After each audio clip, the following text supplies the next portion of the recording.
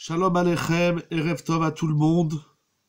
Toujours un plaisir de vous retrouver sur notre plateforme Yeshiva Zoom, dont je remercie du fond du cœur mon ami Rabbi Onatan et toute l'équipe. Je vous souhaite une grande bracha v'atzlacha, que le mérite du Limoud HaTorah, de l'étude de la Torah, vous protège, nous protège et nous amène beaucoup de Yeshuot, beaucoup de bonnes nouvelles, une guérison pour les malades, et qu'Akadosh Baruch Hu garde en bonne santé tous ceux qui le sont. Amen, Toda Rabba.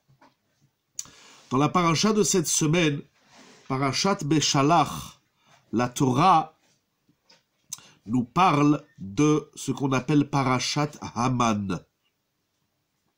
Bien évidemment, à ne pas confondre avec Haman de la Megillat Esther. Parashat Haman, c'est la paracha de la Torah qui parle de ce que les enfants d'Israël vont consommer dans le désert. Lechem, ineni mamtir lachem lechem min hashamayim.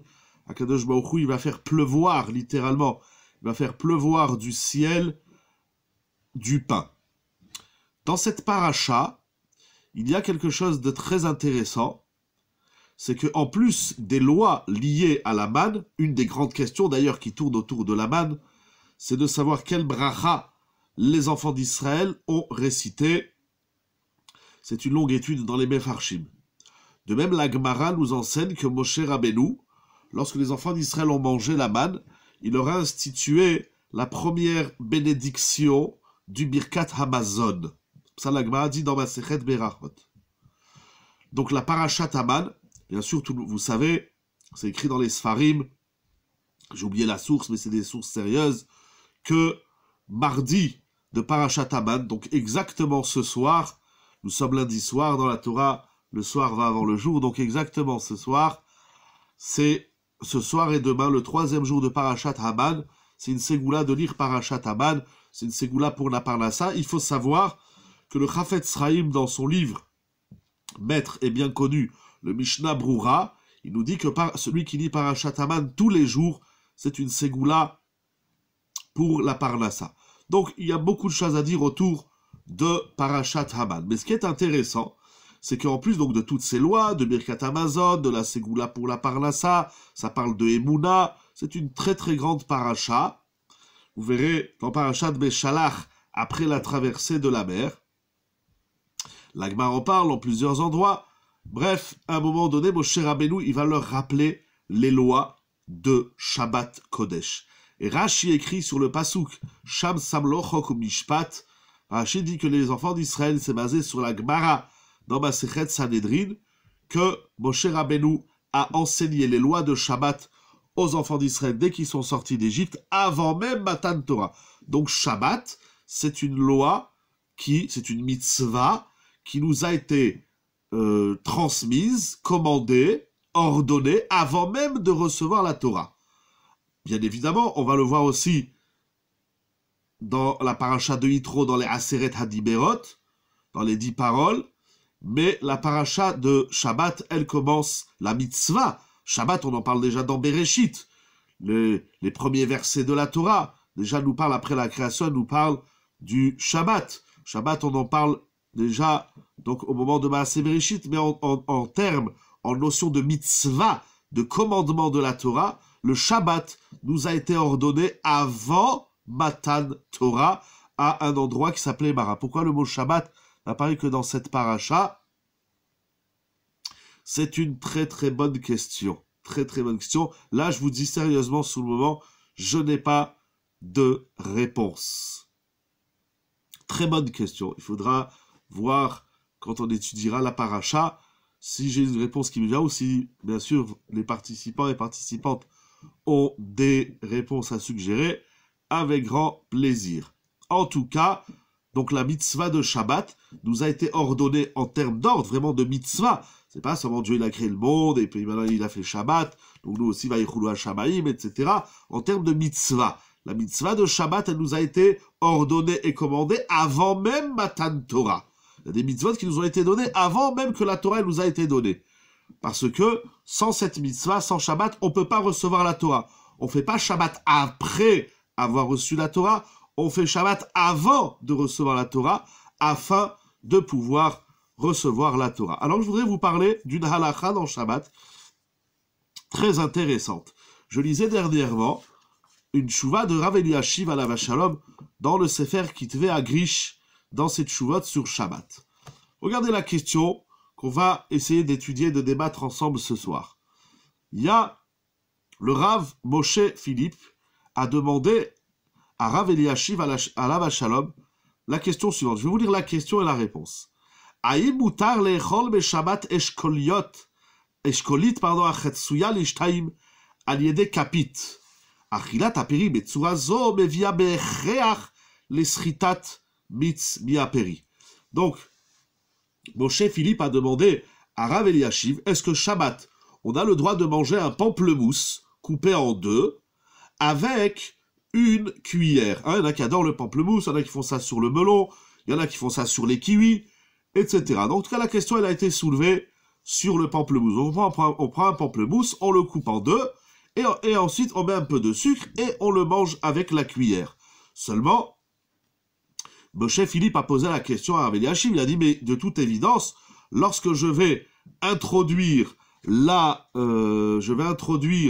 cuillère pour prendre un morceau de pamplemousse, de toute évidence, je vais presser le fruit. Or, nous savons que Shabbat, il est interdit de presser un fruit. La notion de sritat peri, donc presser un fruit, on l'apprend de la melacha de Dash. Parmi les 39 travaux de Shabbat, nous avons une melacha qui s'appelle Dash, ou Mefarek.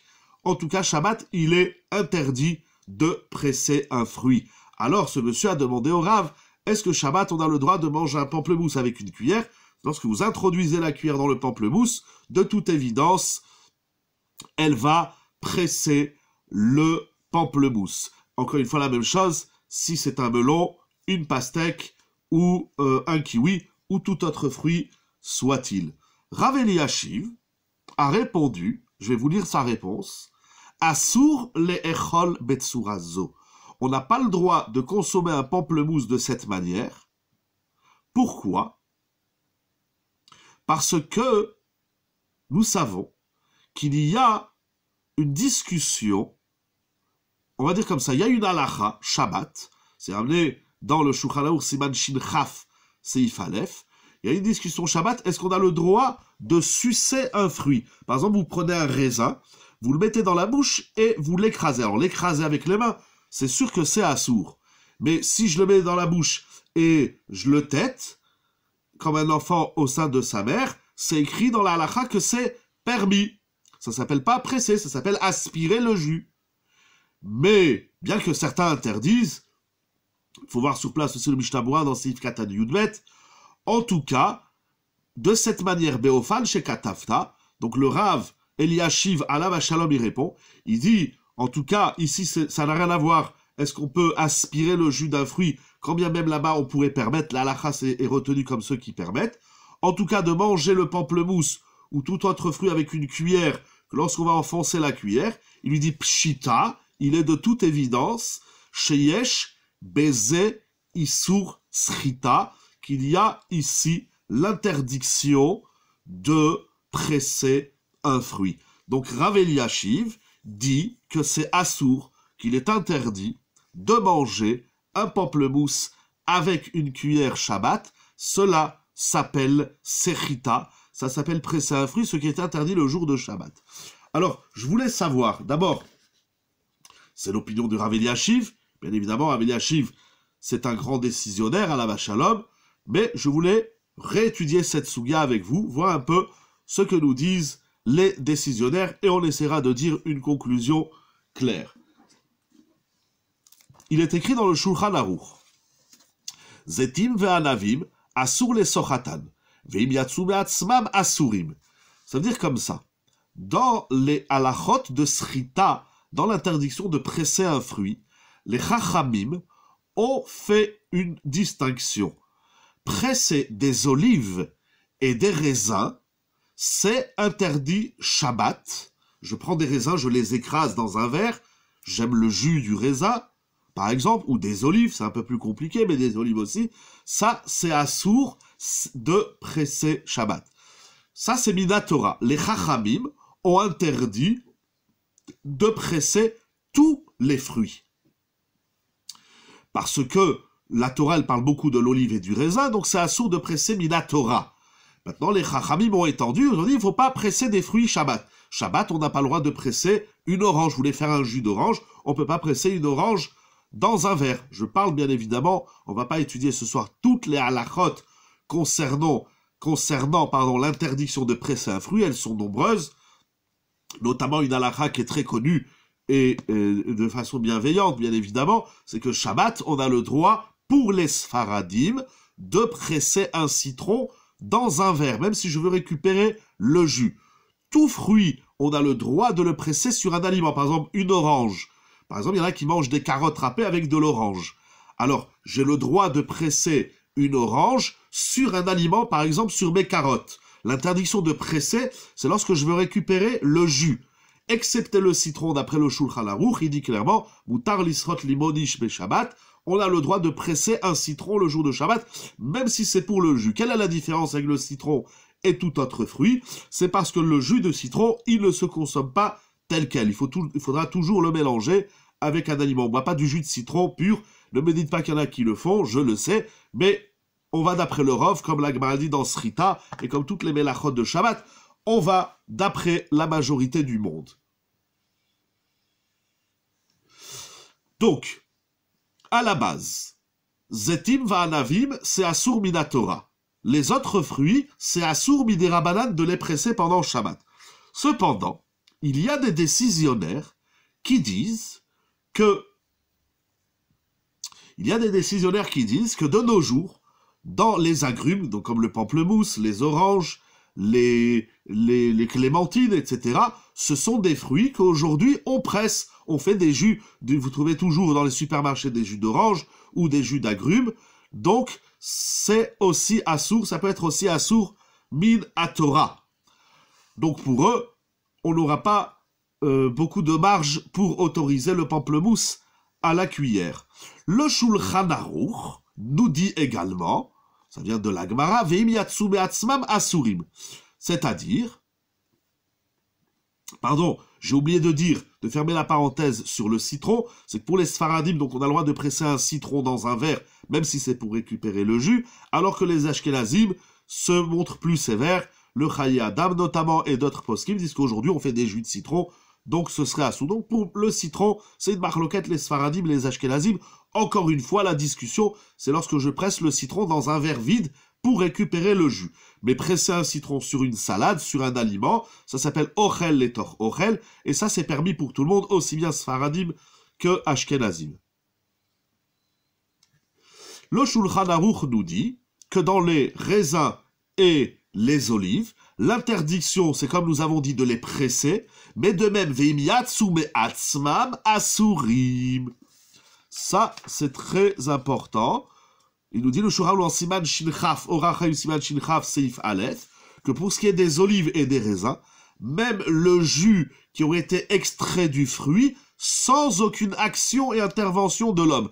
Par exemple, vous prenez des raisins, vous les mettez dans un bocal, et par exemple, il y a 3, 4, 5, 10 kilos de raisins, le raisin, il est dans le bocal, et tout seul, il s'écrase. Et naturellement, ça fait un jus. Alors même ce jus, donc c'est pas moi qui ai pressé, ce jus, il est donc également interdit de le consommer. Alors, il y a ici deux halachot. J'ai parlé de la cuillère dans le pamplemousse, on va voir deux halachot. Alors là, je vais lire directement dans le Piskei Tshuvot. Il dit la chose suivante. D'ici, nous apprenons une halacha. Celui qui coupe un fruit ou un légume, par exemple, une pastèque, ou tout légume, vous coupez des tomates ou d'autres légumes, il y a des légumes ou des fruits que lorsqu'on les coupe, manifestement et inévitablement, il y a le jus qui coule. Vous coupez une carotte, il n'y a pas de jus. Mais vous coupez une tomate, inévitablement, il y a le jus de tomate. Vous coupez une orange, il y a du jus d'orange. Vous coupez une pastèque, il y a du jus de pastèque qui se fait manifestement, et ainsi de suite. On ne va pas passer en revue tous les fruits et les légumes. Alors, d'ici nous apprenons, nous dit le Piskei Teshuvot au nom des Acharonim que nous allons citer, que celui qui coupe un fruit ou un légume Et donc en coupant le fruit, le légume, il y a un jus. Étant donné que l'intention, ce n'est pas de récupérer le jus. Moi, quand je coupe la tomate, c'est pour faire une salade de tomates. Shakavana, il est achila. Donc même si en coupant le fruit ou le légume, il y a le jus qui va être extrait, en beze mishum sechita, cela ne s'appelle pas presser. L'interdiction de presser, c'est quand je prends ma tomate et je la presse dans un verre, je vais faire un jus de tomate. Je prends mon orange, je la presse dans un verre, je fais un jus d'orange. Mais si je coupe un légume et cela va extraire un jus, étant donné que ce n'est pas mon intention de couper pour faire du jus, mais moi je coupe pour manger ma tomate ou ma pastèque, alors ça sera permis de le faire. Et on a même le droit, nous dit le Pisket Shuvot au nom du Kinyan Torah et du Shmirat Shabbat Kilcheta, qu'on aura le droit de récupérer le jus qui s'est réuni, c'est-à-dire j'ai coupé 5-6 tomates dans l'assiette, donc maintenant il y a du jus de tomate, eh bien on a le droit de le récupérer, de le mettre dans la salade ou de le boire. Pourquoi? Parce que ça s'appelle un liquide, une boisson, c'est-à-dire c'est pas pire, ou c'est exactement la halakha d'un jus qui est sorti tout seul du fruit. C'est pas que j'ai pris le fruit et que je l'ai pressé. Moi, j'ai coupé la tomate. Et bien, ça a fait du jus. Ça s'appelle que le mashke, donc le jus, il est yatsu be'atzman mipeot she'omdim la'achila. Étant donné que ce sont des aliments, des fruits, des légumes qui sont destinés à la consommation, donc le jus qui a été extrait, c'est comme s'il était sorti tout seul. Et dans ce cas, ça sera permis de le récupérer. Donc j'ai le droit de couper ma tomate ou ma pastèque ou mon pamplemousse ou mon orange, et j'ai aussi le droit de récupérer j'ai aussi le droit de récupérer le jus qui s'est réuni dans le bol ou dans l'assiette, et également, comme nous avons dit, share en kavalato bemashkeze, puisque ce jus qui est sorti de la tomate, quand je le récupère, c'est pour donner du goût à ma salade de tomates. On ne sera pas obligé de le jeter à la poubelle. À la différence, comme on a dit, des raisins, que le jus de raisin qui s'est fait tout seul, on n'a pas le droit de le consommer Shabbat. Vekevan, et il continue le Pisket Shuvot, il ramène les poskim, Vekevan, Shen Kavalato Bemit Saltse Bechitur Aberder Leshem Shtiat Kemashke, étant donné que ce n'est pas mon intention de faire du jus de fruits, c'est pour cela que, donc non seulement je peux récupérer le jus et on va dire assaisonner mes tomates, mais de même, moutar, alors ça c'est au nom du Kinyan Torah et également du Shmirat Shabbat, on aura le droit de récupérer le jus et de le boire. C'est-à-dire que je coupe mes tomates, le jus qui est dans l'assiette ou dans le bol, je peux le boire tel quel aussi, c'est moutar. Ça s'appelle, comme nous avons dit, mashkim chez Zavou Beliem, ça s'appelle une boisson, un jus qui a été extrait de lui-même, ce qui est moutar dans les fruits et les légumes. Vea marmir, celui qui veut être marmir, c'est celui qui veut user de sévérité, yachmir alatzmo, il usera de sévérité seulement pour lui-même, mais c'est donc permis d'après tout le monde. Omnam, im kavalato bemashka yotse gam kedeshit stamer betartit akera velenon mimenu kishtia, asur lishtot mitzze, viesh lo limana milachtor aperi al gabe keara,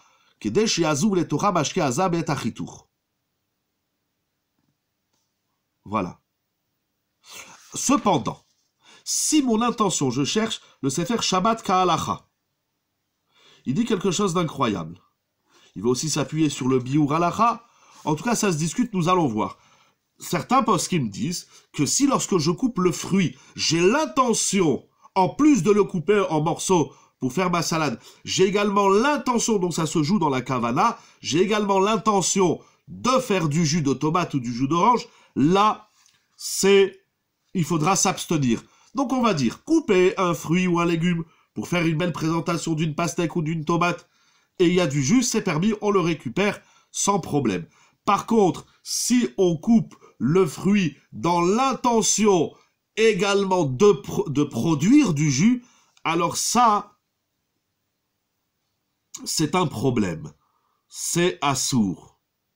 Alors, ce qui est intéressant, c'est que Rav Ovadia Yosef, dans Chazon Ovadia, il Chot Shabbat, au 4e volume, page Kouf Memhe, il dit que Donc, comme nous avons conclu, on a le droit de couper tout fruit, soit-il des agrumes, etc., dans une assiette, même si cela fait du jus, comme nous avons dit, parce que on n'a pas l'intention de presser, de couper le fruit pour récupérer le jus. On coupe le fruit, le légume, pour faire une salade ou une salade de fruits.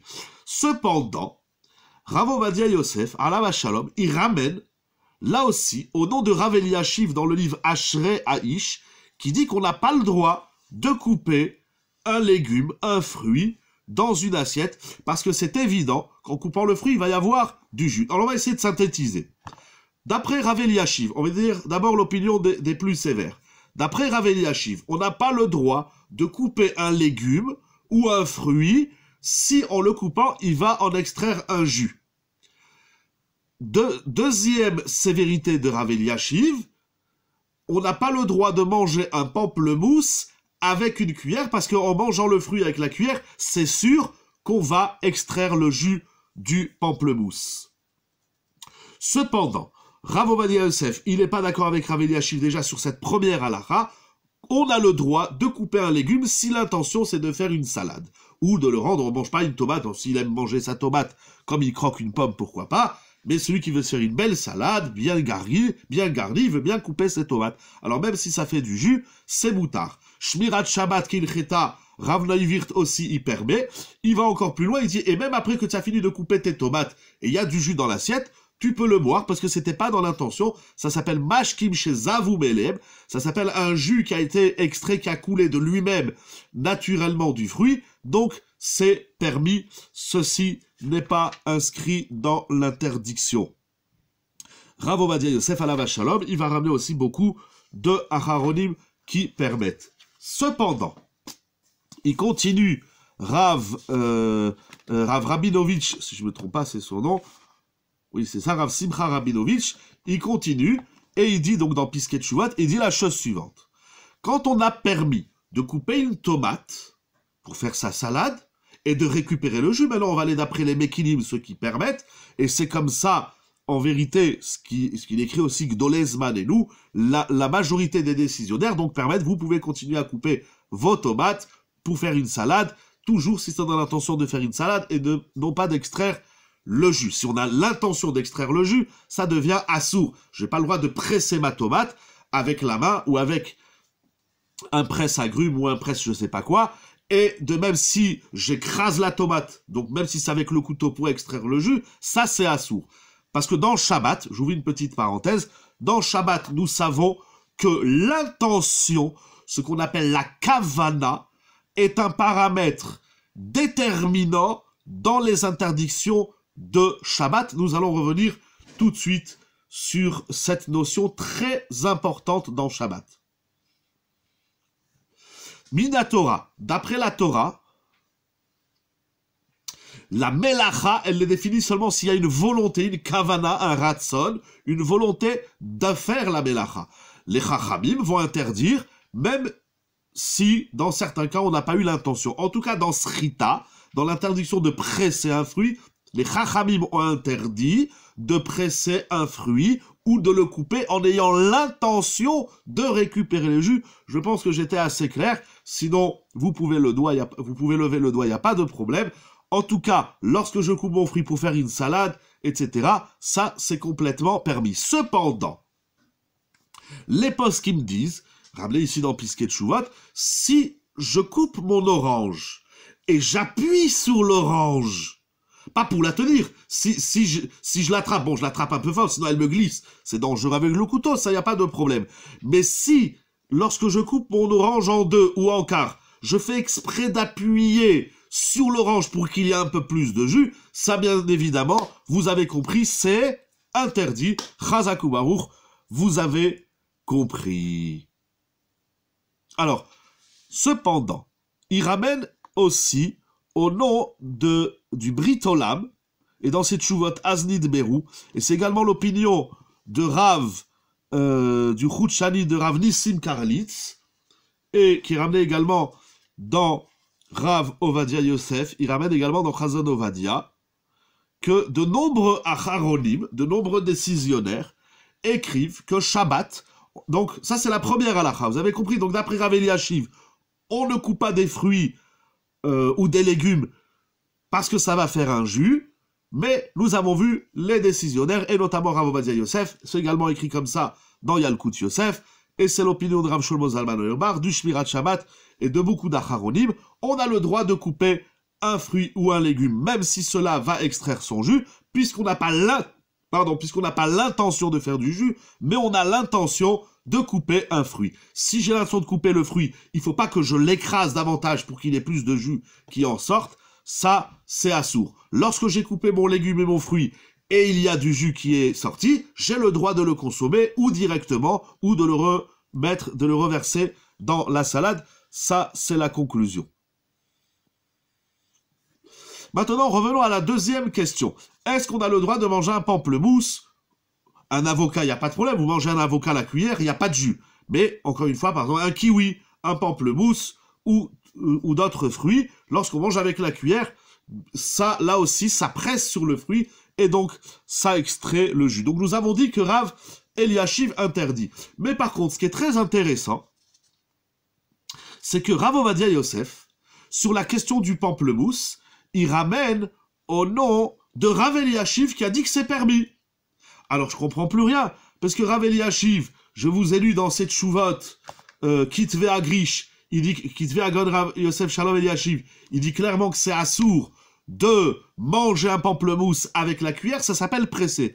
Mais Rav Ovadia Yosef, il ramène au nom d'un autre livre de Rav Eliashiv qui s'appelle Ashrei Aish, et là-bas Rav Eliashiv il a dit Shaochel Aishkoli Tartzel et décapite. Enfin, plus Shumeunian Gamia Mashket Semepira, ça c'est encore plus spellé. Kevan Shu Choser Lesh. Ah, il va dire une svara. En tout cas, on va voir tout de suite la svara. En tout cas, Rav Ovadia Yosef ramène au nom de Rav Eliashiv qui s'est permis de manger le pamplemousse à la cuillère. Il ramène au nom du Sefer Ashrei Aish, qui est un livre de Rav Eliashiv. Donc Rav Eliashiv, d'un côté il dit on n'a pas le droit de manger un pamplemousse avec la cuillère parce que ça va faire du jus. D'un autre côté il dit on a le droit de manger un pamplemousse avec la cuillère.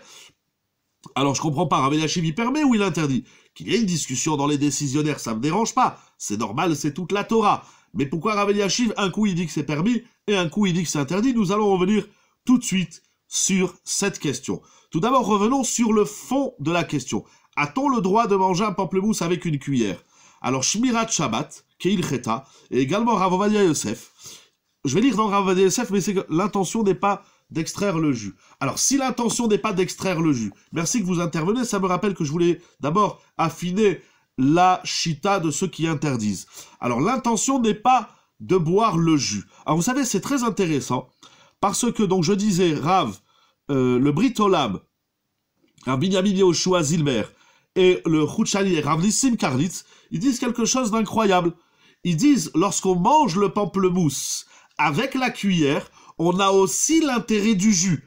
Preuve en est, disent-ils, c'est que si tu veux manger un pamplemousse ou une orange, tu n'as qu'à l'éplucher. Pourquoi tu l'épluches pas? Et là-bas, si tu l'épluches pas, c'est que tu veux aussi le jus. Donc quand tu appuies avec ta cuillère sur le pamplemousse, tu veux récupérer la chair, tu veux récupérer le pamplemousse, mais tu veux également faire du jus. Parce que si ce n'est que pour manger le pamplemousse, tu aurais pu l'éplucher. C'est très intéressant ce que vous dites. Parce que ce que vous dites, on va le voir, c'est l'opinion Gdolezman Marbit, Gdolezman et nous, la majorité des poskim, donc Shmirat Shabbat, Rav Shlomo Zalman Auerbach, le Mishnah Halachot, le Rivivot Ephraim, le Hotzrot Shabbat, et beaucoup d'autres Gdolim, que Rav Yosef aussi va citer, dans Chazon Ovadia Helek Dalet, page Kouf Mem Vav, eux, ils vont dire non. Ils vont dire, lorsqu'on mange le pamplemousse avec la cuillère, on n'a pas l'intention de faire du jus. Pourquoi? Parce que si on voulait faire du jus, eh ben on prend le pamplemousse et on le presse dans un verre. C'est très intéressant parce que là, on est dans la psychologie humaine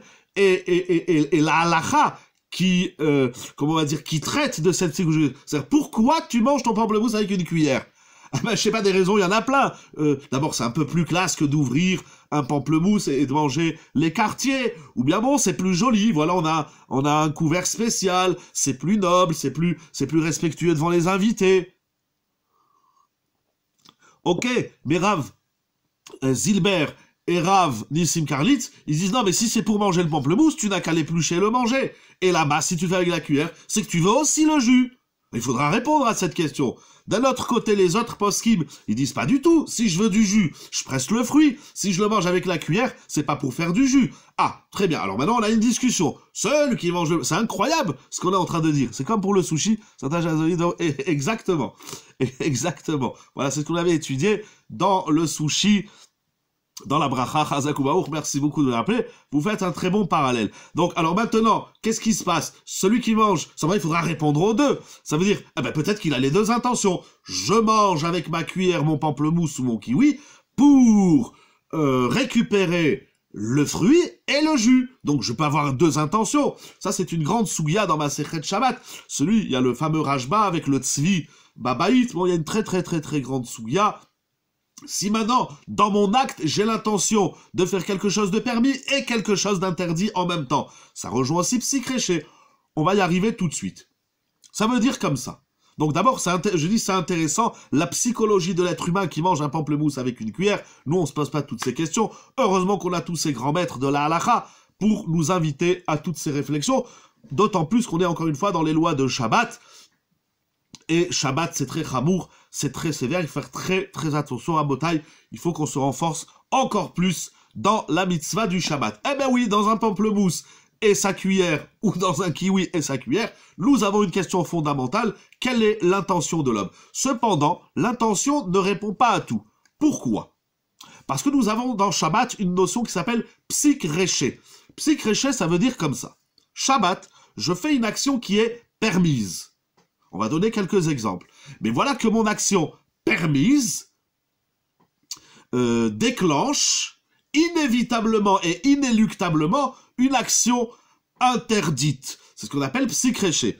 Par exemple, un des exemples... Pardon, j'ai un petit truc dans le doigt. Par exemple, Shabbat, vous avez... Si je vous pose une question, prenez la question comme un débutant. C'est pas une question très élaborée dans un premier temps. Je pose une question. Il y a des gens qui découvrent Shabbat. Baruch Hashem, ils ont entendu des shiurim sur Zoom. Est-ce qu'on a le droit de manger le pamplemousse avec la cuillère? On se serait jamais posé cette question. Shabbat, c'est pas seulement de pas prendre la voiture, le téléphone, la cigarette et d'aller à la synagogue. C'est pas que ça. On sait très bien que Shabbat, c'est un océan. Alors il a entendu un shiur. Est-ce qu'on peut manger Shabbat un pamplemousse avec une cuillère? Du coup, il sait plus où il en est. Parce que quand on connaît pas les halachot, on sait plus où on en est. Alors maintenant, il vient quelqu'un, il vous pose une question. Je vous pose la question. Vous avez le droit de répondre. Est-ce que Shabbat, on a le droit d'ouvrir le frigidaire? Je vous pose la question, pourquoi? Je vais lire vos réponses, Moral et Rabotaï. Excusez-moi, j'ai un petit truc dans le doigt, là. Bon, rien de méchant, mais c'est un petit bobo. Bref, pourquoi je vous pose la question? Parce que monsieur le rabbin, samedi dernier, il a fait un discours à la communauté, et il a dit Shabbat, on touche pas les appareils, ni électriques, ni électroniques, ni électromagnétiques, ni magnético-électriques, etc. Il a dit Shabbat, et il a donné quelques exemples. Il a dit on touche pas l'ordinateur, on touche pas le téléphone portable, ni le téléphone à l'ancienne, sans fil ou avec fil. Il a dit on répond même pas à l'interphone, qu'est-ce qu'il y a encore? On touche pas son rasoir, on touche pas, voilà, il a dit, ou sa brosse à dents électrique, etc. Aujourd'hui, on est entouré de tellement d'appareils électriques, électroniques, etc. Le koum-koum, voilà. Ah non, mais très bien, bonne question, le koum-koum. En tout cas, voilà, moi, je suis débutant. J'ai entendu le discours du Rav et la plata, voilà. Alors ça, le rabbin, il l'a pas dit, justement. Le rabbin, il a fait la liste, comme je vous ai dit, le téléphone, l'ordinateur, etc., etc. Moi, je suis débutant. Alors, je rentre à la maison et je dis à ma femme, tu sais, c'est quand même incroyable. Et peut-être qu'elle était aussi au chiour, et puis le couple, il sort du chiour, il dit, tu te rends compte, le rabbin, nous, on savait pas tout ça, on croyait Shabbat, bon, il faut pas cuisiner, il faut pas écrire, il faut pas prendre la voiture, mais il te rend compte, il a dit, il faut plus toucher les appareils électriques et électroniques. Et c'est des problèmes aujourd'hui dans la halakha. Par exemple, vous avez dit le koum-koum, la plata, ou encore, ah, mais oui, c'est l'hiver, les radiateurs, est-ce qu'on a le droit de déplacer un radiateur? Bien sûr, c'est interdit de le brancher et d'appuyer sur on, bien évidemment, je vous apprends rien. Mais voilà, maintenant je m'éloigne un peu, je veux tirer le radiateur vers moi, ou le ventilateur, le lave-vaisselle, voilà, bon, on va pas faire la liste de tous les appareils électroménagers qui existent. Mais alors le couple, ils discutent entre eux du chiour. Ils disent, c'est incroyable, nous on savait pas tout ça. Ils vont voir le Rav, ils lui disent, Kvod Harav, vraiment merci, c'était très intéressant. Grâce à vous, on va être Shomer Shabbat encore plus. Kvod Harav, est-ce qu'on peut vous poser une question? Après toute cette liste d'appareils que vous avez interdits, A-t-on le droit, je vous pose la question, très chers participants et participantes, je vais vous appeler les zoomim, hein, les zoomim et les zoomot du chiour du lundi soir, a-t-on le droit, je suis débutant, prenez la question comme un débutant, c'est pas une question élaborée. Les gens, il faut leur répondre aussi à leur question de débutant. A-t-on le droit, Shabbat, d'ouvrir un frigidaire? Pour prendre la bouteille de Coca-Cola, de jus de raisin, pour prendre les légumes et tout ce qu'on a préparé. Je vous pose la question. A-t-on le droit, Shabbat? C'est pas une question pour un champion, il n'y a rien d'extraordinaire. Aidez-moi, je vous pose la question. Il n'y a personne qui veut répondre. Bon, d'accord. Alors, moi, je vais lui dire, oui, tu as le droit d'ouvrir le frigidaire. Parce que, quand tu ouvres le frigidaire, tu déclenches rien du tout. Ah, Ribono Shalola, vous savez qu'il y a un grand problème avec les frigidaires. Il y a des frigidaires que dès que vous ouvrez la porte, paf, oui, si on a coupé la lumière. Alors, on va arriver tout de suite à la lumière. Pour expliquer, c'était un machal, un exemple de psychréché. Il faut s'assurer que la lumière soit bien éteinte. Chazakou Baruch. Mais avant ça, déjà la question, a-t-on le droit d'ouvrir un frigidaire Shabbat, oui ou non? La réponse est oui. Pourquoi? Parce que l'action d'ouvrir et de fermer une porte, ce n'est pas une action qui enfreint les lois de Shabbat. Ah, très bien, mais le Rav, comme il a entendu cette question, la semaine d'après, il a fait un chiour. Il a dit, même si la semaine dernière, j'ai répondu à monsieur et madame A, qu'on a le droit d'ouvrir un frigidaire, parce que l'action de l'ouverture du frigidaire n'est pas, j'ai le droit d'ouvrir une porte, d'un placard, de la maison, etc. Mais j'ai le droit aussi d'ouvrir le frigidaire. Cependant, le Rav dit, mais je me suis rappelé, j'aurais dû vous dire que si, dans le frigidaire, il y a une ampoule ou un LED, maintenant il y a des frigidaires, quand tu les ouvres, ils te parlent. Voilà, il te dit qu'est-ce qu'il a dedans, en tout cas quand tu ouvres la porte, paf, il y a une lumière qui s'allume. Alors ça, c'est un problème. Et comme je vous disais, il existe des frigidaires, je n'ai pas en tête toutes les marques, j'ai sur ça une petite brochure, qui vient d'Eretz Israël sur les marques des frigidaires. Il y a des frigidaires tellement sophistiqués que quand vous ouvrez la porte, j'ai oublié comment il s'appelle, si quelqu'un a le nom, il peut le dire. En tout cas, dès que vous ouvrez la porte, le moteur, il s'arrête. Vous fermez la porte, le moteur, il repart. Voilà. Ça, c'est un grand problème. Par contre, je me pose souvent la question pour les nouveaux frigidaires électroniques. C'est ce que je viens de dire qu'à l'ouverture, le conversation... Alors ça, c'est un grand problème. C'est un très, très, très, très grand problème. C'est-à-dire que si c'est systématique que vous ouvrez, le moteur, il s'arrête, vous fermez, hop, il se remet en marche. D'après ce que j'ai lu, c'est un problème. J'ai pas vu sur ça des méquilimes. On peut encore en discuter, mais en tout cas, en page toute, c'est à Sour Shabbat. Alors, il faut acheter des frigidaires. J'ai pas la marque. S'il y a quelqu'un qui l'a, il peut l'annoncer publiquement. Mais je sais que chez Darty, il y a des frigidaires avec l'option Shabbat. Et oui, c'est incroyable. Ça se trouve chez Darty. Peut-être c'est des Samsung, j'ai oublié le nom et la marque. Bref, je reviens à la question du psychréché. Donc, les gens, ils disent, je ne comprends pas. Kvod Arav, vous m'avez dit, j'ai le droit d'ouvrir la porte. Donc, l'ouverture d'une porte en soi n'est pas quelque chose d'interdit. Mais voilà que maintenant, mon action, donc permise, l'action d'ouvrir et de fermer la porte est permise, mais elle déclenche que la lumière s'allume. Ça, c'est ce qu'on appelle dans la halakha psychréché. Ça veut dire, on ne se limite pas à l'action qui est permise, on regarde également l'Aiber, voilà, ceux qui ont la marque l'Aiber, alors de certains qui sont bons pour Shabbat, etc. Bref, je ferme la parenthèse. Donc, c'est vrai que l'action d'ouverture et de fermeture du frigidaire est permise Shabbat, mais puisqu'elle va déclencher systématiquement et immédiatement la lumière qui s'allume, ça s'appelle psychrécha, et psychrécha, Shabbat, c'est assour. Donc je reviens à mon pamplemousse avec la cuillère, même si lorsque j'appuie avec la cuillère sur le pamplemousse, mon intention, comme on dit le Shmirat Shabbat Kilcheta, Rav Ovadia Yosef, et d'autres poskim, même si mon intention c'est de prendre un quartier du pamplemousse, mais inévitablement, je vais presser le jus, le pamplemousse, le jus de son pamplemousse. Donc je suis dans un psychréché. Et si je suis dans un psychréché, normalement ça doit être interdit.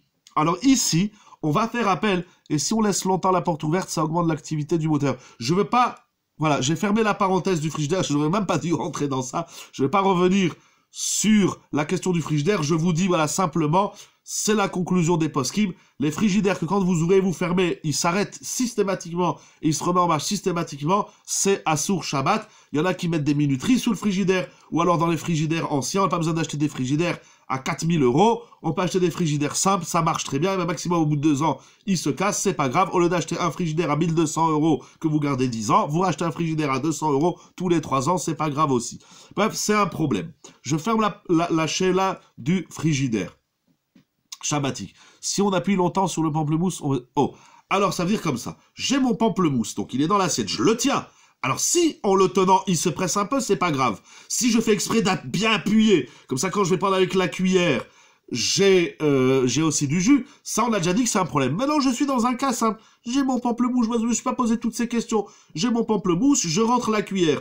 En rentrant la cuillère, même si mon intention c'est de prendre un quartier du pamplemousse, mais inévitablement, j'extrais aussi le jus. Donc on est dans un psy-créché. Malgré tout, la chose est permise pour 3 raisons. Premièrement, parce qu'ici on est dans du derabanan, ça veut dire que la srita, l'interdiction d'extraire le jus du pamplemousse, c'est un interdit miderabanan. Rappelez-vous, l'interdiction de presser un fruit minatora ne concerne que les olives et les raisins. Tous les autres fruits, c'est miderabanan, même si, et 3 petits points, parce que sur ça, il y a une grande discussion. Donc, premier derabanan. Deuxième derabanan, c'est vrai que lorsque j'appuie avec la cuillère pour prendre un quartier du pamplemousse, inévitablement, je presse le pamplemousse. Cependant, ça s'appelle que ce n'est pas le derer. Ça veut dire que dans les melachot de Shabbat, dans les actions interdites de Shabbat, on regarde également quelle est la manière habituelle. Comment on presse un fruit? C'est pas en lui donnant des coups de cuillère. On presse un fruit en l'attrapant dans la main, en le pressant dans le verre. Mais presser un fruit avec la cuillère, ça s'appelle Keli Achariad, c'est-à-dire qu'on presse le fruit de façon inhabituelle. Et lorsqu'on fait un issour inhabituel, ce n'est pas systématiquement interdit. Je ne dis pas que c'est toujours permis, je ne dis pas que c'est toujours interdit. Le Kli Achariad en Shabbat, c'est aussi une grande sougia, mais en simple, ici, on a très derabanan. Première loi, premier derabanan, c'est que, je l'ai oublié, c'est que c'est pas comme ça qu'on presse le pamplemousse.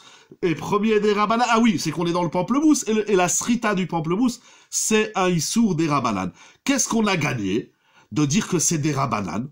Oh, on a gagné une nouvelle règle. Il y a, dans la halacha, c'est comme ça, la conclusion de quasiment tous les décisionnaires, c'est lorsqu'on est dans un psy-créché, issour derabanan, c'est-à-dire je fais une action permise qui va entraîner un interdit. Si cet interdit, il est derabanan, par exemple la lumière, ça peut être deoraita dans le frigidaire.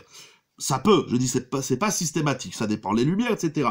Mais en tout cas, ici, presser un agrume, c'est un interdit derabanan. Mais je le presse pas, je prends un morceau de fruit. Et en prenant un morceau de fruit, inévitablement, je fais du jus. Mais, puisqu'il s'agit d'un agrume, et d'après de nombreux décisionnaires, et c'est la conclusion de Rav Ovadia Yosef, on est dans du derabanan. Qu'est-ce qu'on a gagné? Donc un psy-créché dans un interdit derabanan, j'essaie d'être le plus clair et le plus simple possible pour que ça soit clair pour tout le monde. Alors, on va appeler une nouvelle règle. Psy-créché.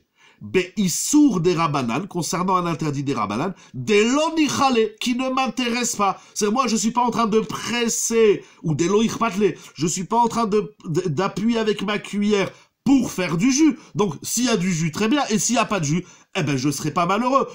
Donc, même s'il y a du jus, mais ça s'appelle deloichpatle, ça m'intéresse pas spécialement.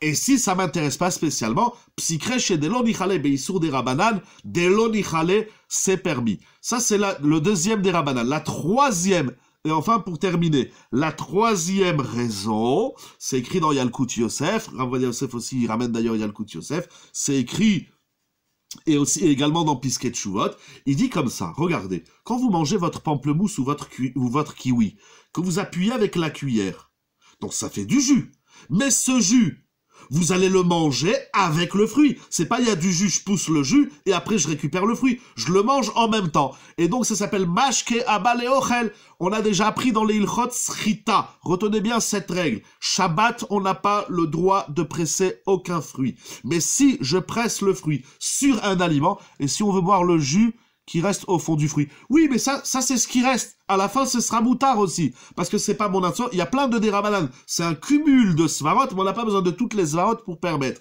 Donc même si à la fin il reste du jus, je prends mon pamplemousse, je bois. Mais rappelez-vous cette halakha. Shabbat, on n'a pas le droit de presser un fruit pour récupérer son jus.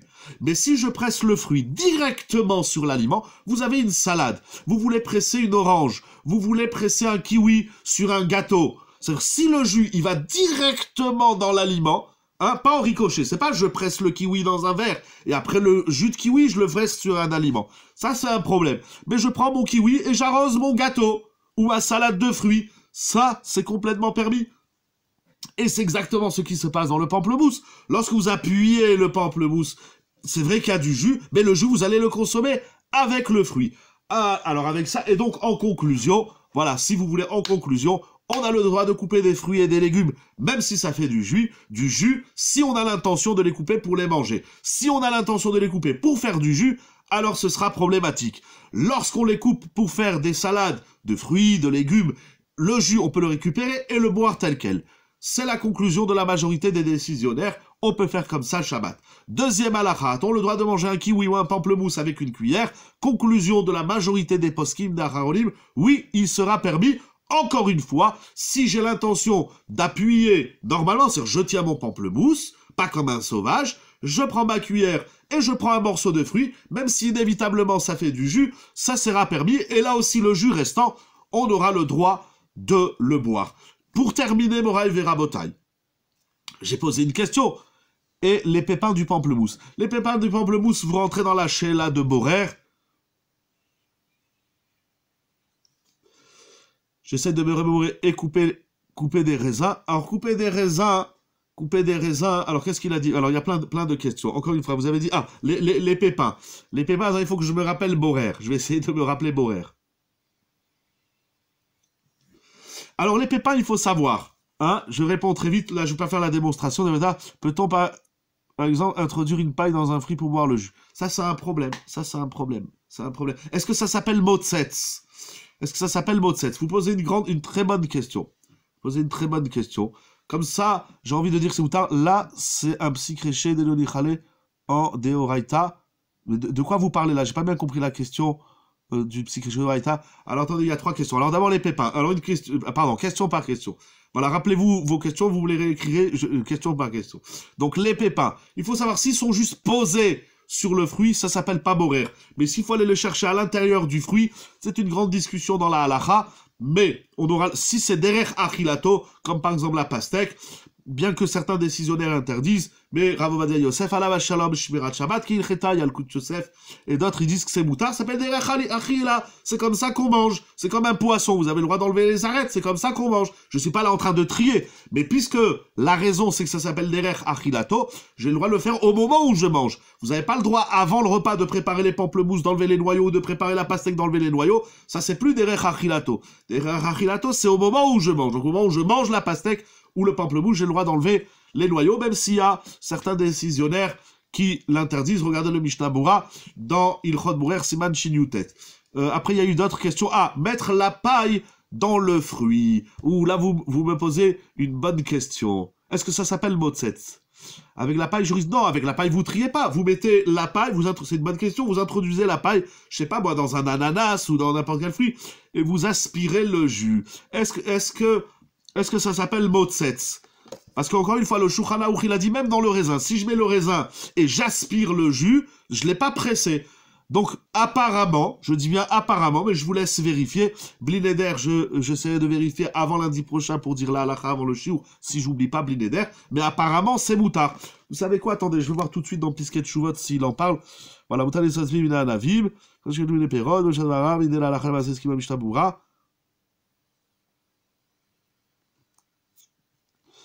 Bon, là, sous les yeux, j'ai pas un sefer qui parle de ça. Je sais même pas si les sarim m'ont parlé de ça. Enfin, j'ai honnêtement jamais rencontré.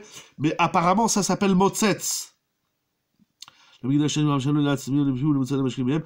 et dans motzetz, vous avez compris, c'est aspirer, c'est sucer. C'est-à-dire, je prends le fruit, je prends, et ça même le raisin. Alors, en réalité, c'est une marloquette dans le raisin. Peut-être pour les Ashkenazim, la paille dans le fruit, ce sera assour. Mais l'ichora, C'est comme ça, en tout cas, pour les Sfaradim, on est possèque la koula. C'est-à-dire que si je mets le raisin et j'aspire le jus, c'est moutard. Alors maintenant, je mets la paille, puis pas me salir les doigts. Donc, l'ichora, c'est moutard. Pour les Sfaradim, ça a l'air que c'est moutard. Pour les Ashkenazim, c'est une marloquette, si c'est moutard ou si c'est assour. Voilà, je pense que j'ai répondu à toutes les questions. Alors, je voudrais terminer avec la question que j'ai demandé dans Rav Eliashiv.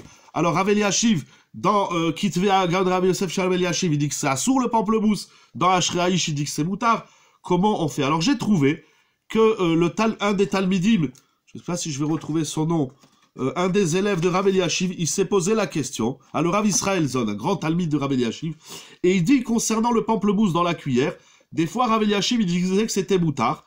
Pourquoi? Parce que l'intention, ça s'appelle manger, et puis le jus, il reste dans la nourriture, donc ça s'appelle pas presser, et puis en plus on est dans du dérabanane, et il n'a pas du tout l'intention, donc c'est moutard.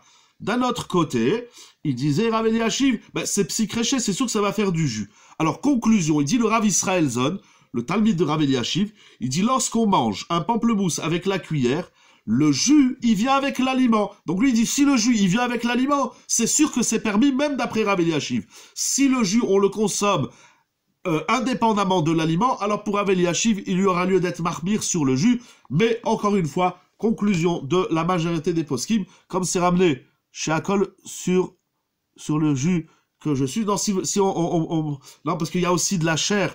Il y a aussi beaucoup d'épargne dans Brachot, même si c'est bientôt tout Bishvat. Mais de cette manière, j'ai en tête que c'est Boré Péretz, mais c'est aussi Dronsom, parce qu'il y a aussi la chair du raisin qui vient. C'est-à-dire, si je prends le fruit, attention, quand je dis sucer, c'est que c'est pas que je prends le raisin et je le presse dans ma bouche. Si je prends le raisin et je le presse dans ma bouche, ça c'est sûr que ça soude. Là, je le mets dans la bouche, je le mâchouille un peu pour récupérer le jus. Bon, Kachani Rali, mais ce sont des très bonnes questions à approfondir davantage. Je vous remercie, je vous souhaite Shavuatov pour la semaine dernière, Shabbat Shalom pour la semaine qui arrive, qu'Akadosh Baruch Hu vous comble de brachot, qu'on puisse être Shomer Shabbat, Kadat Vekalacha, avec plaisir, que Shabbat nous apporte toute la bracha, parce que si au début j'ai rappelé que ce soir, c'est le 3e jour de Parashat Beshalach qu'il faut lire Parashat Haman, et que dans la Parashat Haman, on nous parle du Shabbat, et le Shabbat, il a été ordonné avant même de recevoir la Torah, il faut savoir que Shabbat, c'est la source de la bracha, comme nous chantons ce fameux chant du Rabbi Shlomo El-Kabetz, qui a composé les Chadodi, où il dit Kihi Mekor HaBeracha, Shabbat c'est la source de bracha. Ça suffit pas de lire Parashat Haman, lisez-la en français aussi. C'est une paracha qui est très intéressante, elle parle de très grandes notions du judaïsme, bien évidemment de la Emouna, de la foi en Kadosh Baruch Hu, de la Parnassa. Elle nous parle de très grandes notions, et notamment du Shabbat. Face à Kadosh Baruch Hu, que Bisrout le Shabbat, à Kadosh Baruch Hu nous envoie la Géoula, qu'Akadosh Baruch Hu il guérisse tous les malades, qu'Akadosh Baruch Hu donne la Parnassa à tout le monde, qu'Akadosh Baruch Hu donne des enfants à tout le monde, et des petits-enfants et des arrière-petits-enfants, qu'Akadosh Baruch Hu donne le Shalom Bayit à tout le monde, qu'Akadosh Baruch Hu donne la Simcha à tout le monde, que le Shabbat il apporte à tout le monde. Toutes ces brachot qu'on se renforce dans le Shabbat.